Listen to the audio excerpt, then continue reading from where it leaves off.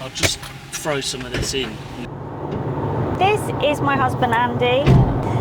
When we met, Andy had a place in the Lakeland 50, and the following year he convinced me to go up and do it with him.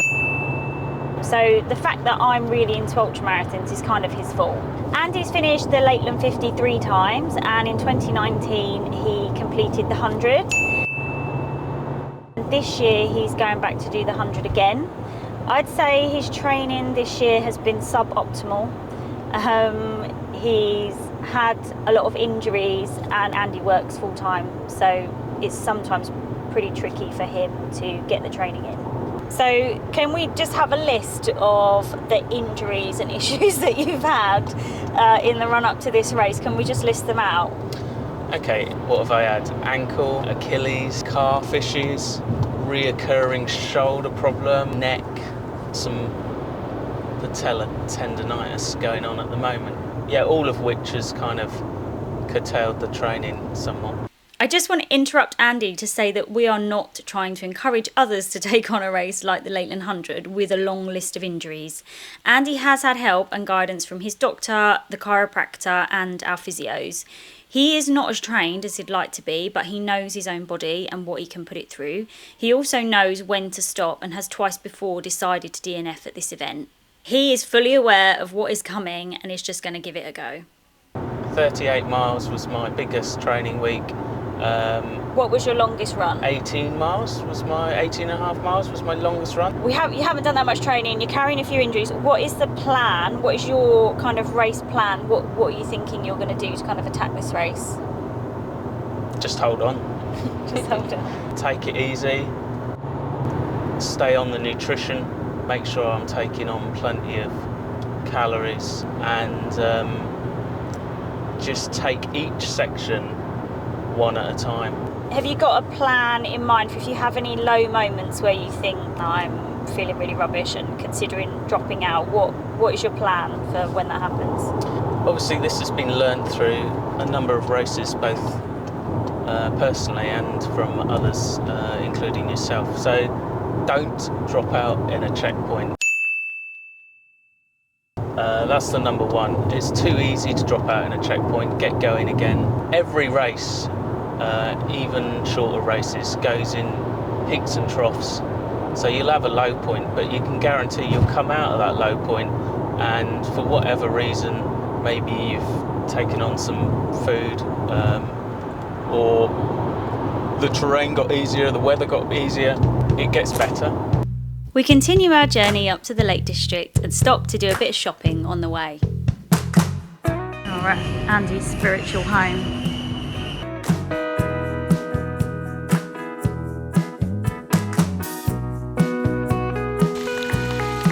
We have a quick visit to watch the events of Ambleside Sports before heading over to our accommodation for the weekend in Coniston.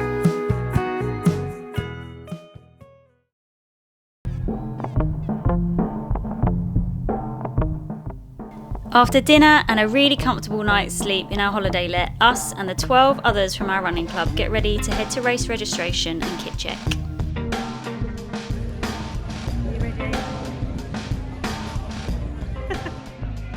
Kit is checked very thoroughly, some runners opting for the variation on the standard bag for life. Yeah, lovely. Thank you. We collect our map, road book and trackers which are attached to our packs.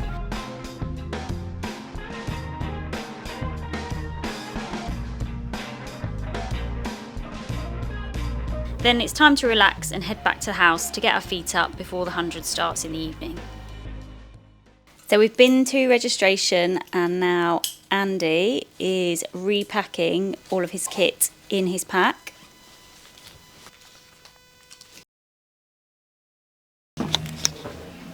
Are you ready? Ready for what?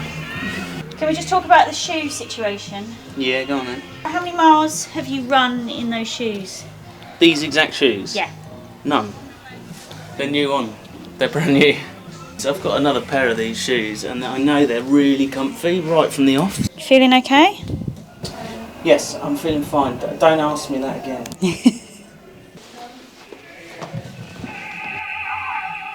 There are 3 other runners from our club joining Andy on the 100. We say our goodbyes and wish them an emotional farewell as they leave Coniston to take on 105 miles of Lakeland Fells.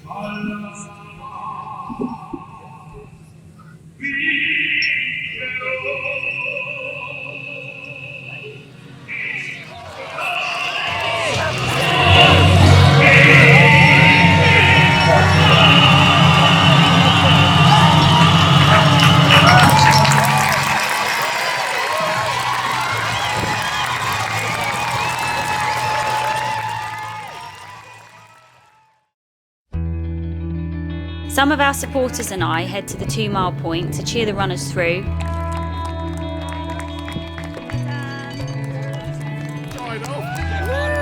Before heading back for the 50 mile race briefing and a good spot of dot watching.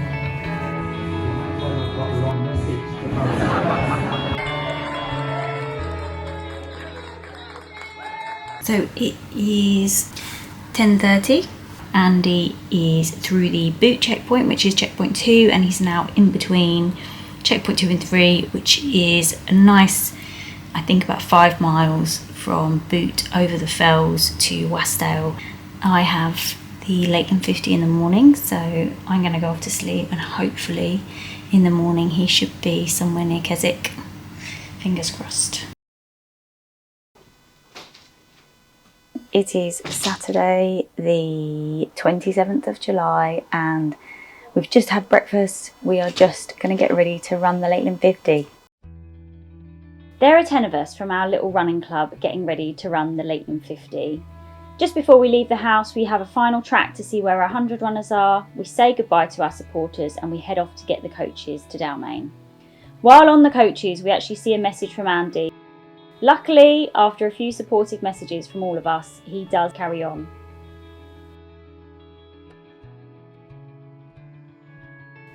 We arrive at Dalmain and just as we are in the start pen, the heavens open, we all get absolutely soaked.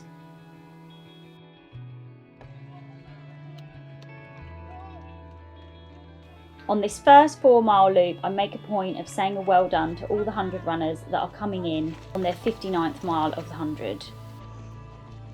As we head out and up Fewsdale, it has really warmed up and it's really, really hot and humid. As I get into Mardale Head, I bump into one of our 100 runners, Toby, who is moving so well. And as we climb up out of Mardale Head, he's actually overtaking 50 runners. He can't move quite as well downhill by this point, so I say goodbye to him and head off down towards the Kentmere checkpoint.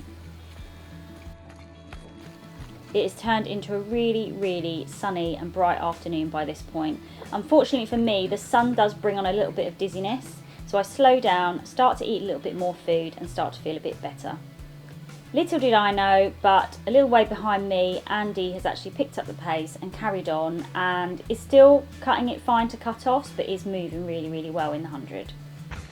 15 miles to go. Coming out of Ambleside, the sun starts to go down, it does get a little bit cooler, and just as we head into Chapel Style, we put our head torches on. By this point, I was running with another 50 runner called John, who was unsure of where he was going, so I gladly kind of led the way. As we got to Bleemos, of course, there was a lovely chap called Tony that sits in his car and helps guide the runners across, and we could then turn around and see all the runners making their way safely across Bleemos. Into Tilworth Way, I dropped my money into Jacob's Ladder pot and climbed Jacob's Ladder and up for the last 3 miles over and back to Coniston. I eventually crossed the line in 13.5 hours and was very, very pleased to have another Lakeland 50 finish done.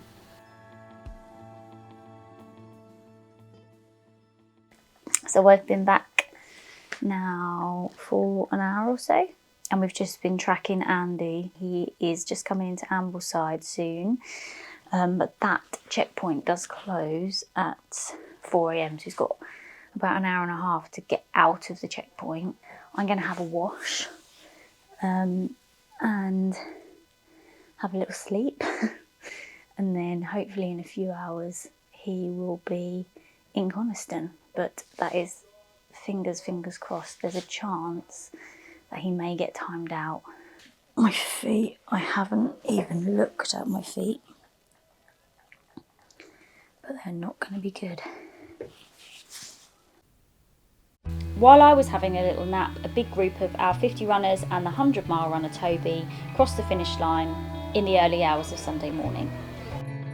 I got up to see a couple of our other finishers come in before heading up the road and meeting Andy just at the Black Ball to help him run that last couple hundred metres. I actually couldn't keep up with him at this point.